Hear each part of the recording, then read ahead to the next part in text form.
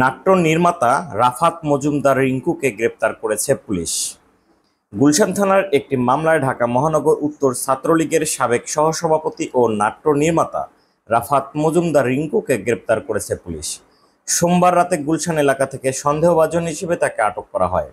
গুলশান থানার ভারপ্রাপ্ত কর্মকর্তা তৌহিদ আলম বলেন, গত 12 নভেম্বর গুলশান থানায় হওয়া মামলায় তাকে গ্রেপ্তার করা হয়েছে, মামলা নম্বর 10। এদিকে রিংকুর গ্রেপ্তারের বিষয়টি সামনে আসার পর থেকেই শোবিজে তার সহকর্মী ও শিল্পীরা প্রতিবাদ জানিয়েছেন। ছোট পর্দার এ সময়ের ব্যস্ত অভিনেতা আরশ খান ফেসবুকে লিখেছেন, একজন পরিচালক গ্রেপ্তার হবে, কোনো কারণ জানানো হবে না, হাতে গোনা কিছু মানুষ ছাড়া বাকিরা ঘরে বসে স্ট্যাটাস দিবে, এটা কি আদৌ ঠিক?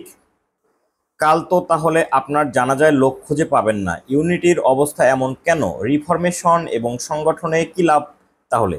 এ ব্যাপারে তিনি গণমাধ্যমকে বলেন, রিংকু কোনো এক সময় একটি দলের সঙ্গে যুক্ত ছিলেন, যে কারণে পুরনো ফাইল বের করে সন্দেহভাজন হিসেবে তাকে দেখানো হচ্ছে। এসব মূলত হিংসা থেকেই করা হচ্ছে, কারণ তিনি বর্তমানে ভালো কাজ করছেন। যদি এসবই হওয়ার কথা ছিল তাহলে আন্দোলনে থেকে লাভ কি হলো? প্রশাসন তো চেঞ্জ হলো না।